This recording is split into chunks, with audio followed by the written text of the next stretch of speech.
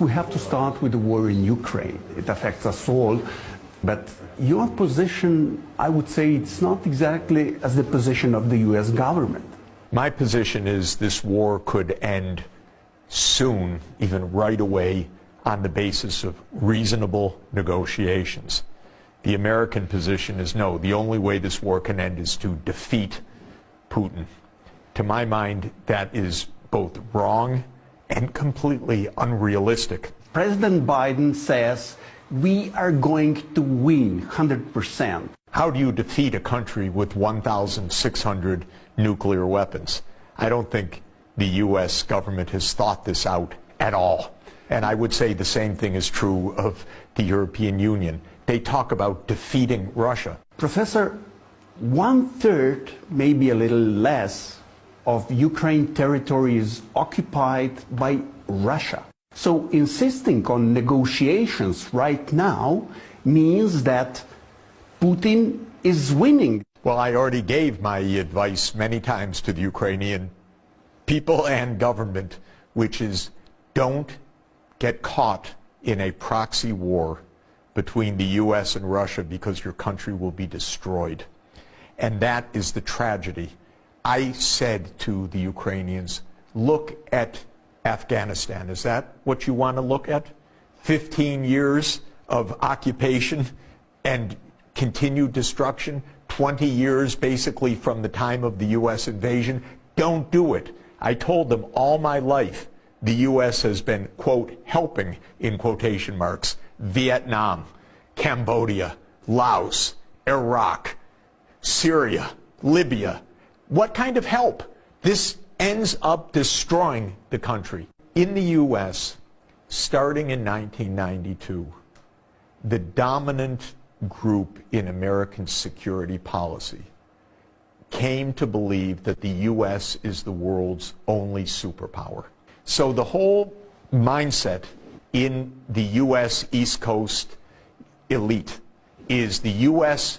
runs the world and should run the world. Don't you think that Ukrainians, they don't have the right to choose their own future?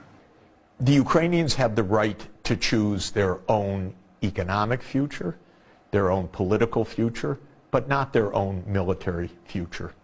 Because choosing their own military future, for example, Ukraine saying, our future is that the U.S. has military bases in Ukraine, is not a choice that Ukraine can make by itself. That's a threat to Russia. I would advise strongly the Mexican government, for example, do not make a military alliance with China. That's not your choice. That would be a threat. By the way, if Mexico one day said, we listened to the U.S., they said we can do anything we want, we're a free people, we choose China as our partner, I would predict that the U.S. invasion of Mexico would start within about a minute. I strongly advise the Mexican government not to make a military alliance with China. Professor, how can we understand relatively hawkish position of the European allies? I'm really disappointed in European leaders right now because I know privately they have all sorts of views that they are not explaining to their public. I've spoken to the heads of government in Europe where they've said to me, for example, NATO enlargement, very bad idea. In fact, Scholz went to Russia in February 2022 and said to Putin, as long as I'm chancellor, NATO's not expanding. And Putin looked at him and said, yeah, how long are you going to be chancellor? I need the United States as my counterpart, not you. And he told the truth. This is a U.S. alliance. It's not a German alliance. And the U.S. is absolutely on the hardline side. The real mindset now of the U.S. leadership is we have two enemies that threaten our unipolar world. One is minor, that's Russia. we'll weaken them. We'll have the war for a while. We'll wear them down. But that's a second-rate regional power. They forget about 1,600 nuclear weapons. They forget about 11 time zones. They forget about some of the largest resource deposits in the world. They forget about the talents of the Russian people. All of that. No, Russia, but we'll weaken them. We'll weaken them. The one that's terrifying them is China.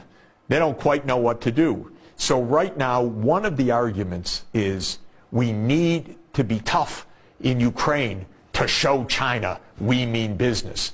If we back down now, what's China going to do over Taiwan? Honestly, Ukraine isn't even the center of attention. Ukraine thinks, oh, this is a war about us. No. First, it's a war to weaken Russia, in which Ukraine is stuck, losing hundreds of thousands of people and cities. It's horrible.